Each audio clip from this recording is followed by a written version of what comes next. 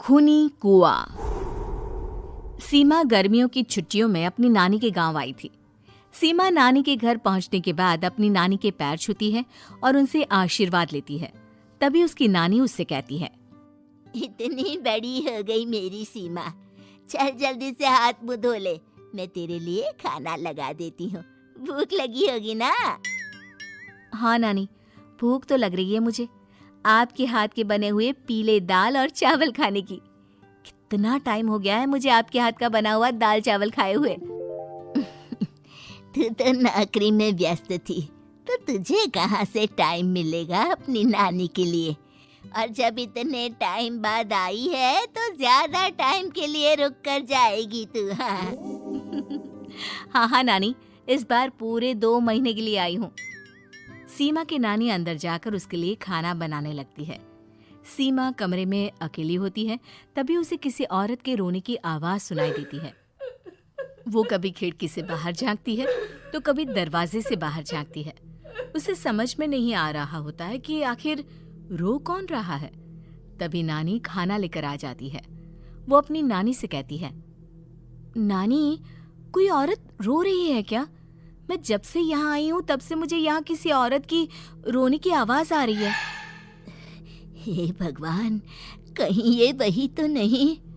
बोलो ना नानी। अरे कोई नहीं रो रहा, ये तेरे मन का वहम है। और तू ना अब खाना खा ले, ज्यादा यहाँ वहाँ की बातों में ध्यान मत दिया कर। जल्दी से खाना खा और फिर मेरे साथ आ जा मेरे कमरे में, दोनों बैठकर खूब सारी बातें करेंगे। ऐसे ही अगले दिन सीमा अपनी नानी के साथ गांव के बाजार जा रही होती है। उसी रास्ते में फिर से किसी औरत के रोने की आवाज आती है। वो अपनी नानी से कहती है, अरे नानी, क्या सच में तुम्हें अभी भी किसी औरत की रोने की आवाज नहीं सुनाई दे रही? मुझे किसी औरत की बहुत बुरी तरीके से रोने और चीखने की आवाजें आ रही है। मैं बहुत परेशान हूँ नानी, आखिर ये कौन है? मुझे लगता है कि सीमा को शहर भेज देना चाहिए, यहाँ रहना उसके लिए ठीक नहीं। नानी बोलो ना, आप चुप क्यों हो जाते हो? सीमा, तू घर चल, मुझे तुझसे बहुत जरूरी बात करनी है। नानी सीमा को घर ले आती है और सीमा से कहती है, सीमा, कल सुबह तू शहर वापस चली जाएगी। अरे अचानक? आखिर क्या बात है नानी, आप मुझे ऐसे जाने को क्यों कह रही हो? मैं बस जो कह रही हूँ उस पर ध्यान दे। तू कल सुबह यहाँ से चली जाएगी, और ये बात मैं कोई मजाक में नहीं बोल रही।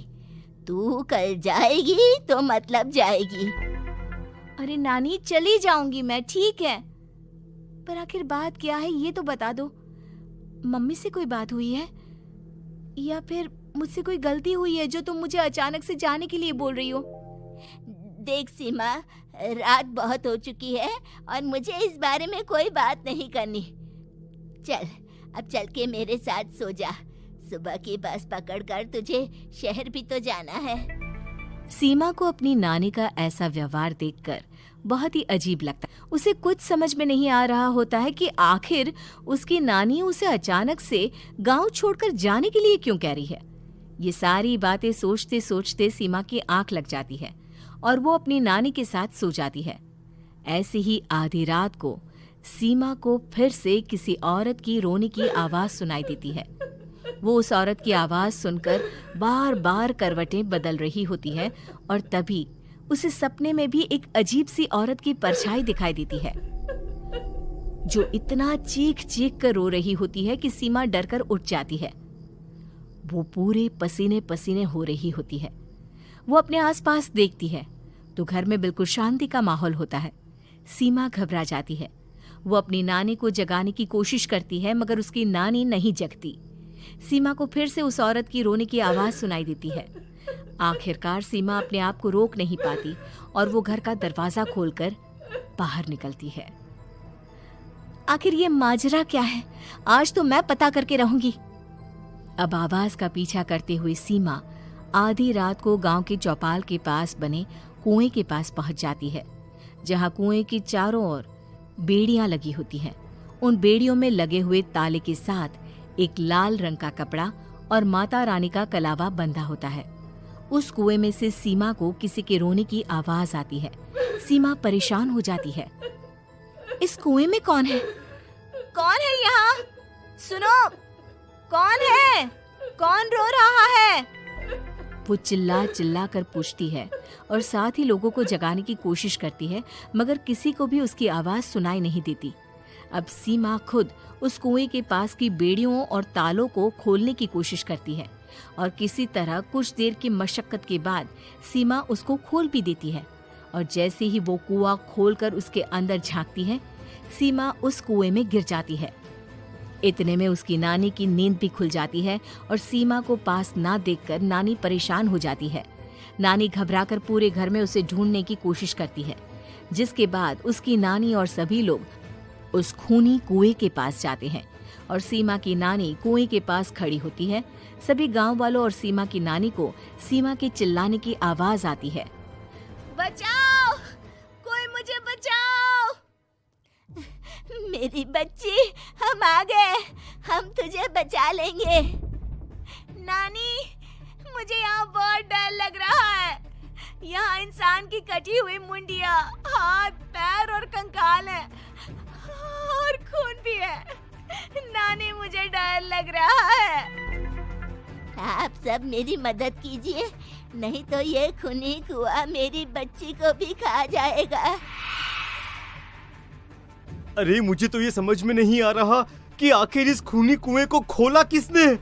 सालों पहले इसको इतनी मुश्किलों के बाद तांत्रिक बाबा ने बंद किया था। अरे पूरा गांव खूनी कुएं के बारे में अच्छे से जानता है, तो कोई भी जानबूझकर तो ऐसा करेगा नहीं। मतलब किसी ने अनजाने में इसे खोल दिया है भैया। सीमा को इस बारे में मालूम नहीं था और जब से वो यहाँ आई थी तभी से उसे किसी औरत के रोने की आवाजें भी सुनाई दे रही थी। कहीं सीमा ने ही तो उसे नहीं खोला। अगर ऐसा है तो फिर सीमा का बचना बहुत मुश्किल है। वहीं कुएं के अंदर सीमा रोते हुए बैठी होती है कि उसे आवाज सुनाई देती है जो कुएं के बाहर खड़े गांव वालों में से किसी को सुनाई नहीं देता। आज सालों के बाद मुझे ताजा खून मिलेगा। तेरा खून पीकर आज मैं अपनी प्यास बुझाऊंगा।